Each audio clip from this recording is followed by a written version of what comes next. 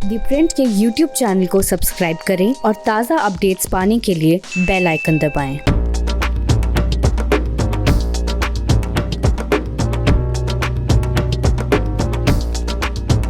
तो pure politics में बात बेंगलोर के हिंसा की और बेंगलोर में जो दंगा हुआ है उसकी क्या है पॉलिटिक्स और किस तरह से बेंगलोर दंगे की शुरुआत हुई और किस तरह से राजनेता जो हमें उम्मीद की जानी चाहिए कि एक जैसा व्यवहार करते हैं, खास करके दिल्ली दंगों की बात करें और बेंगलोर दंगों में अगर कोई सिमिलैरिटी है तो वो सिर्फ एकमात्र समानता है, सिमिलैरिटी है कि दोनों जगहों पर दो अलग अलग स्टेट, दो अलग अलग कैपिटल, लेकिन हमारे राजनेता का जो व्यवहार है वो बिल्कुल एक जैसा है। तो प्योर पॉलिटिक्स में बात आज बेंगलोर दंगों की। मैं हूं शंकर अरिमेश। तो शुरुआत करते हैं कि आखिर बेंगलोर दंगा किस तरह से भड़का। मंगलवार की रात में कुछ दंगाइयों ने एक विधायक के भतीजे के एक फेसबुक पोस्ट के आधार पर जो नवीन नाम का शख्स था, जो एक विधायक का भतीजा है, जिसने एक फेसबुक पर प्रॉफेट मोहम्मद के खिलाफ में कुछ टिप्पणियां लिखी थी, उसको लेकर ढेर सारे दंगाइयों ने नवीन के घर को घेर लिया और उसके बाद पुलिस को उसमें काफ़ी मशक्क़त करनी पड़ी। उन दंगाइयों ने वहाँ पे ढेर सारे पत्थर फेंके और ढेर सारी इस तरह की कार्रवाइयाँ की जिससे हिंसा भड़के और साथ ही जो कांग्रेस के विधायक थे जिनका ये भतीजा है नवीन श्रीनिवास, उनके घर को भी घेर लिया गया। हालांकि श्रीनिवास उस समय घर पे नहीं थे, लेकिन नवीन उस समय घर पे थे और उसमें पुलिस को काफ़ी मशक्क़त करनी पड़ी नवीन को रेस्क्यू कराने के लिए। बाद में पुलिस को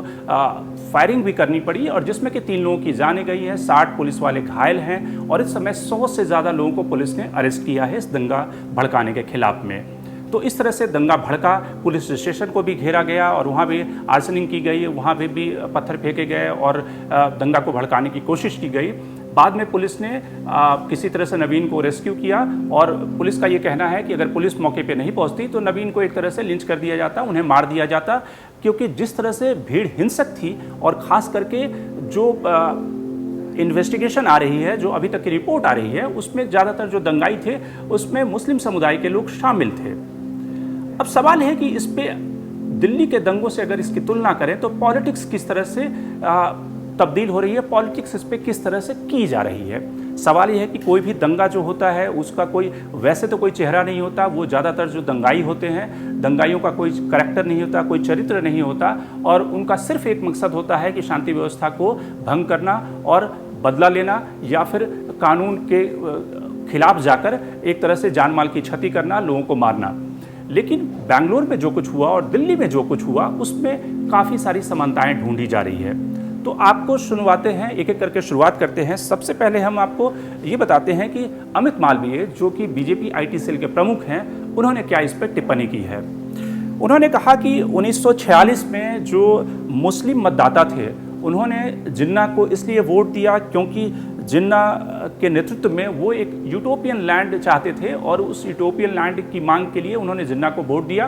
कांग्रेस को उन्होंने वोट नहीं दिया, कांग्रेस को मतदान नहीं किया, जबकि उस समय के मौलाना अबुल कलाम आज़ाद जो कि कांग्रेस के काफ़ी प्रोग्रेसिव मुस्लिम लीडर थे, उनके नेतृत्व में मुसलमानों ने कांग्रेस को समर्थन नहीं दिया और इस तरह से पाकिस्तान का जन्म हुआ। लेकिन क्या कांग्रेस इस घटना से यानी कि 1946 की घटना से कभी सीख लेगी? एक दलित लीडर के घर पे, जिस MLA का जिक्र हो रहा है, जिसके घर पे हमला हुआ,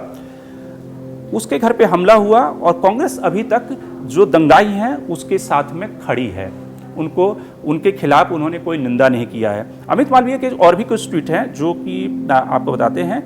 कि किस तरह से बेंगलोर जो एक हाईटेक शहर है वहाँ पे पुलिस स्टेशन को, मीडिया को और अटैक किया गया और साथ में खास करके दलित शब्द का हर पोस्ट में जिक्र किया गया है कि किस तरह से कांग्रेस का जो एक दलित विधायक है उसके ऊपर हमला किया गया। अमित मालवीय के बाद अब अगर हम BL संतोष जो कि बीजेपी के ऑर्गेनाइजेशन जनरल सेक्रेटरी हैं, उनके ट्वीट को देखें तो BL संतोष क्या कहते हैं। BL संतोष जो अपने ट्वीट में कहते हैं, उनका भी खास तौर से एक तरफ से इशारा है कि कांग्रेस दंगाइयों के साथ में खड़ी है और ख़ास करके दंगाई जो हैं वो मुस्लिम कम्युनिटी के हैं और दलित विधायक के ऊपर हमला हुआ, कांग्रेस ने अभी तक उसको कंडेम नहीं किया या उसके खिलाफ खुलकर बोल नहीं रही है। तीसरा जो पक्ष है वो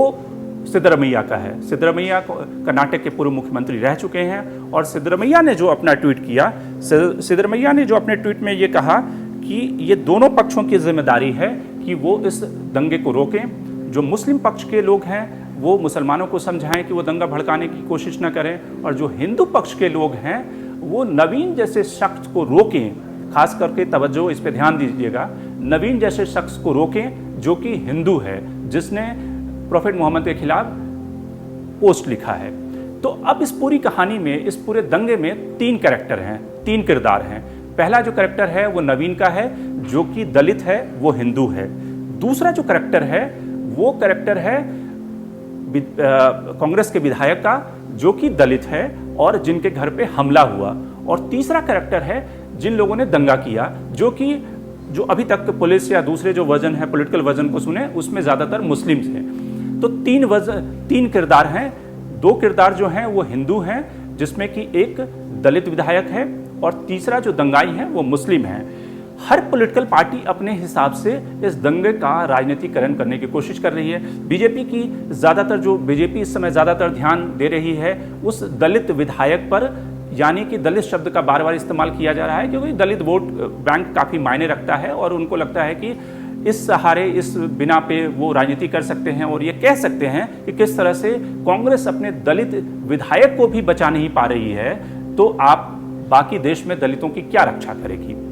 दूसरा जो किरदार है वो सिद्धरमैया का है, जो सिद्धरमैया एक तरह से कहीं ना कहीं हिंदू पे अटैक कर रहे हैं, वो नवीन के बहाने कि आखिर जो नवीन हिंदू था और उसने मुसलमानों के सेंटिमेंट को हर्ट किया। और